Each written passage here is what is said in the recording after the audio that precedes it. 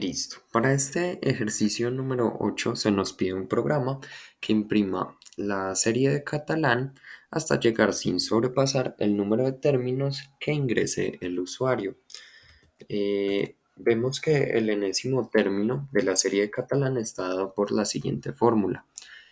Dos veces del término, el factorial de dos veces el término sobre el término, el factorial del término por el factorial del término más 1, en donde el término 0 es igual a 1. Viendo el diseño de pantalla, pues podemos apreciar que se va a imprimir primero un mensaje inicial en donde se dé explicación de lo que es la serie de catalán, luego se pide al usuario que ingrese el número de términos que desea y luego pues se imprime la serie de catalán con dichos términos.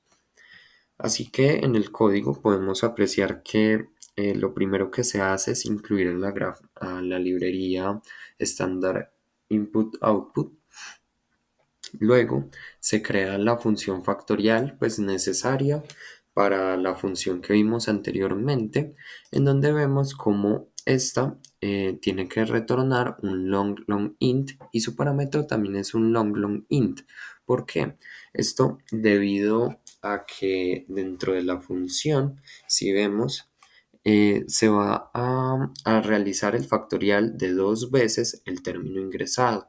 Entonces, por ejemplo, si ingresamos un número como 9 o 10, que son los del ejemplo de los diseños de pantalla, vemos como ya el factorial de 20 da un número grandísimo, que si lo haríamos solo con int o long int, pues nos daría un overflow, ya que es un número muy grande que no tiene capacidad, pues dentro de esos bytes reservados para el tipo de dato. Vemos como la función factorial pues también es recursiva. Aquí se utiliza la recursividad de cola, en donde se va a estar llamando a la función factorial solo hasta que el número, pues después de restarlo, de 0, en donde se retorna un 1. Luego tenemos la función catalán que va asociada a la fórmula que expusimos al inicio. Vemos cómo es el factorial de número por 2. Luego todo sobre el factorial del número por el factorial del número más 1. Y tenemos la función serie de catalán, la cual nos va a imprimir recursivamente cada enésimo término de la función de la serie de catalán. Por último tenemos la función main, que como vemos se debe inicializar una variable llamada cantidad de términos, en la cual va a ir almacenado el valor de términos ingresado por el usuario. Vemos el mensaje inicial pues, del diseño de pantalla. Aquí se le pide al usuario que ingrese la cantidad de términos y por medio de scanf se almacena dicho valor en la variable. Y ya vemos cómo se llama a la función serie catalán con 0 y cantidad de términos. Ese 0 va a ser el del contador y pues la cantidad de términos van a ser los términos totales. Para la condición de parada, vemos que lo que hace la serie es imprimir el enésimo término de dicha serie de catalán, puesto que llama a la función catalán entregándole ese enésimo término que necesitamos, pues para empezar es 0.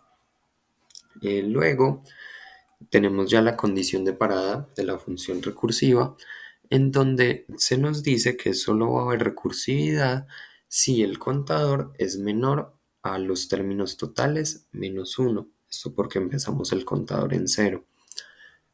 Y ya aquí se realiza el llamado recursivo, en donde el contador va aumentando en 1 y los términos totales sí se deben quedar iguales, pues para que no haya variaciones en la condición de parada.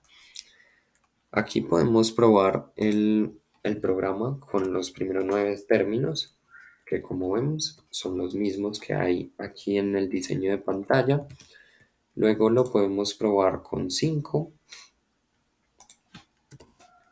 hasta 14 y por último lo podríamos comprobar con 10 hasta 4862. Y esto sería todo. Muchas gracias.